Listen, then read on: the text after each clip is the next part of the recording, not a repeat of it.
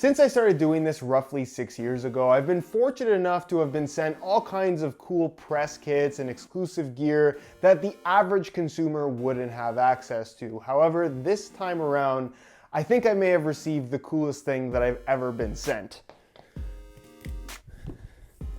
It's this box. What's going on, guys? Josh from soccerreviewsforyou.com, bringing you what I think will be the craziest unboxing that I've ever done on this channel, courtesy of my friends at Mizuno, who are perhaps a little bit too kind, and as you can see, have really gone over the top for this particular release. And rightfully so, because these are very, very special boots. Oh!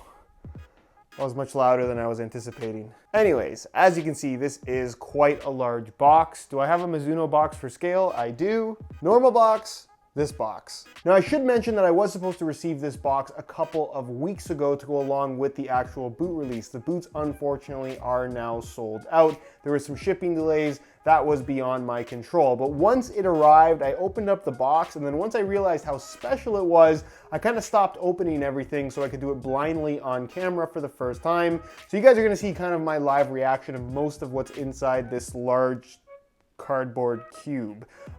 Anyways, you can see the box is blue in color with this kind of cloudy effect. It has the gold Mizuno logo there on the top, and it says reach beyond. Open up the lid, and the box pretty much just like transforms on you, which is really, really cool, and of course reveals what you have inside at the very top compartment, all lined in a nice soft foam. The Mizuno Wave Cup Legend, essentially an exact remake of the original Wave Cup Legend worn by Rivaldo in the 2002 World Cup. Gorgeous boots. We'll go into more detail on these in just a second, but just a quick rundown. Kangaroo leather, the Wave technology in the heel, the older stud pattern and sole plate that we really don't see from Mizuno anymore, $300 retail price, made in Japan, extremely limited, which is why they are now sold out. So as you can see on the underside of the lid, it has this really cool kind of sketched out picture of the Mizuno Wave Cup Legend, and you can see it reads the following. Mizuno launched the first generation of the Wave Cup in 2001. For the first time in history, the Wave Cup boots featured Mizuno Wave technology, which I'll explain a little bit better later in the video on the boots themselves. In 2002, the following year, the second generation of the Wave Cup was launched using the compact Wave. It was lighter than the first generation with an even better barefoot feel for greater ball control. Borrelia was one of Mizuno's best hits at that time, but we didn't stop there. Over the years, we continue to bring our boots to the next level, superior fitting and cutting edge technologies. The Mizuno spirit never changes. Wave Blade, Wave Ignitus, Supersonic Wave, Basara, Rebula were created by our pursuit for perfection. The Wave Cup is not just another football boot, it's the symbol of Mizuno's football spirit. I'm not into cheesy marketing stuff, but that was very well written. Now, if you weren't paying attention and it was easy to miss, when I opened up the lid, this flap that says Reach Beyond actually goes down and it reveals more information underneath. So you can see it actually has the Wave Cup Legend features here, the tech specs, if you will, which specify the kangaroo leather, the compact wave, the stud construction, and the 5 stars on the tongue. It is worth noting that the original from 2002 only had 4 stars, but given that Brazil did end up winning the 2002 World Cup, they added the 5th star for the re-release, and this is actually the second re-release. The first time they came out was a couple years ago in 2014.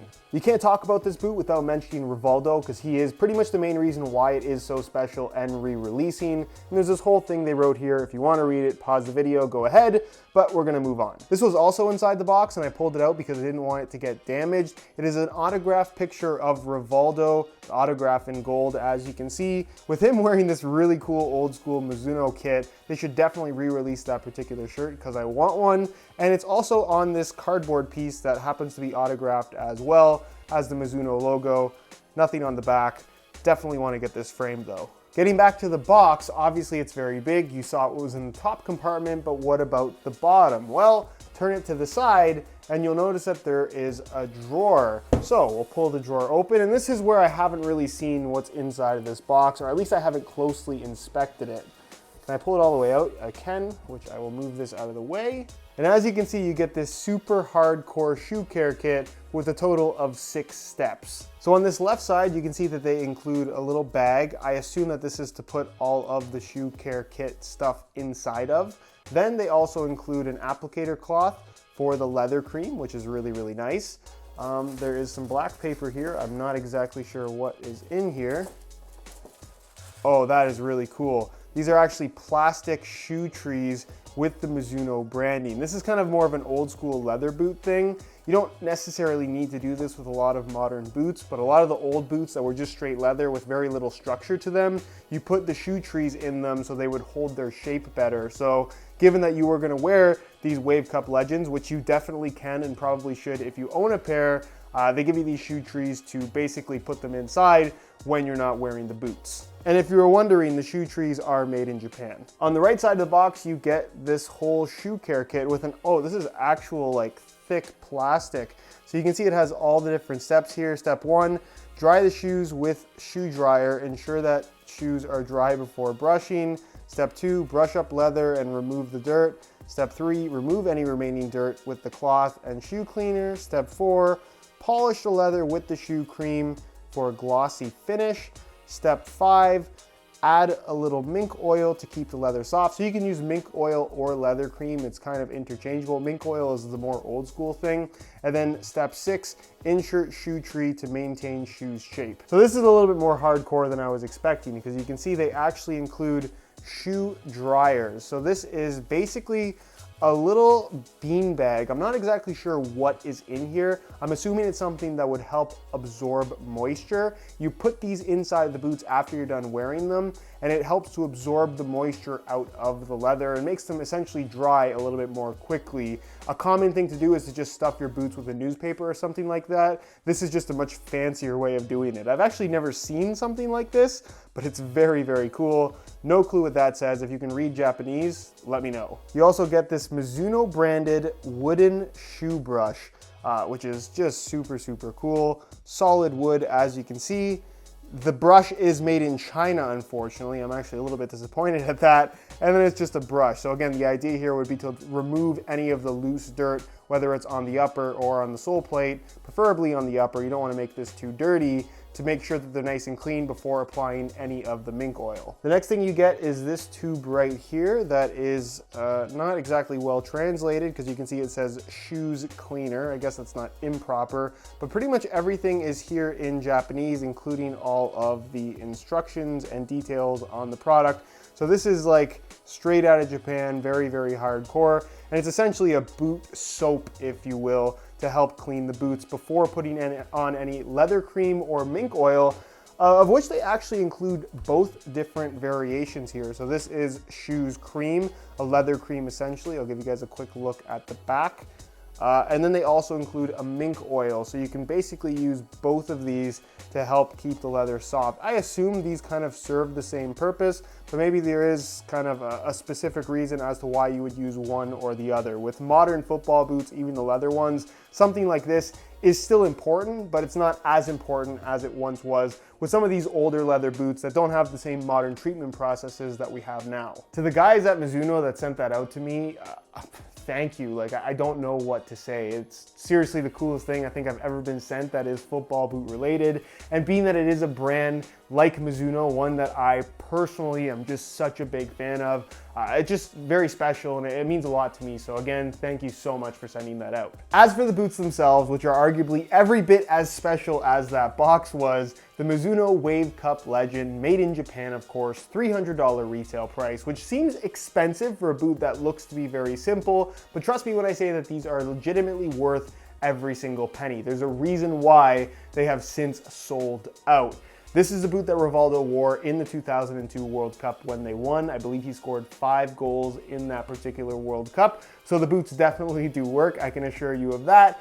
And as they kind of described in that little blurb that I read inside of the box, this was kind of a modernization of the original Morelia, where the upper is basically that of a Morelia for the most part, straight kangaroo leather all the way through. And of course, it's made in Japan Mizuno, so the quality is absolutely exceptional. Although the leather on this, I would say, is a little bit thinner than what you'd find on the typical Morelia. But of course, the modern element here is going to be the sole plate, the stud pattern, and the inclusion of the compact wave technology, which is what you see here under the heel. It's very difficult for me to show you exactly what it is, but it's essentially a wavy piece of some sort of material, some form of plastic, I believe, that actually is there to provide some kind of a responsive feedback, like a bounce, if you will, as well as an underfoot cushion in the heel, and it legitimately does work. We saw wave technology on Mizuno boots for a number of years. They don't feature it anymore for some reason, but you definitely do notice in comparison to other football boots in the heel area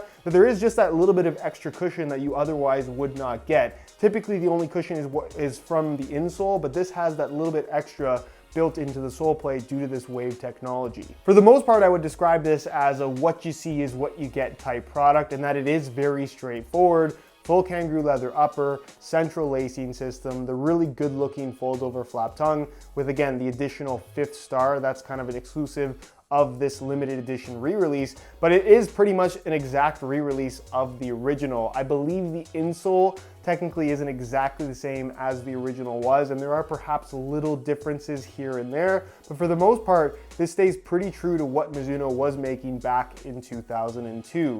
The sole plate is really what I guess makes this different from a regular Morelia, in that it is a thinner plastic than we're used to seeing, but still has a nice solid feel. Very, very flexible through the forefoot. Of course, the incorporation of that wave technology like we talked about, and a bladed stud pattern, which is a lot more modern than what you'd find on something like a Copa Mundial or a Mizuno Morelia, or a lot of the traditional boots that we had in 2002. So this is obviously going to be a lot more aggressive. And again, we don't see a lot of stud patterns like this from Mizuno anymore. I wish that we did. It's obviously something that is beyond my control. But again, everything is just really, really nice. You can see it even has the rivets here, 3 at the toe, and then 1 here at the base of the forefoot. So as far as Made in Japan Mizuno products go, Unisport just did a really cool video kind of touring the Made in Japan factory there. And it's really, really impressive how these boots are made. So if you're looking for the best of the best in terms of overall quality, if you're not buying Made in Japan Mizuno boots, you're just not buying the best quality boots you can buy. The weight is also something that I wanted to point out, and that's kind of something that surprised me when I held these in my hands for the first time,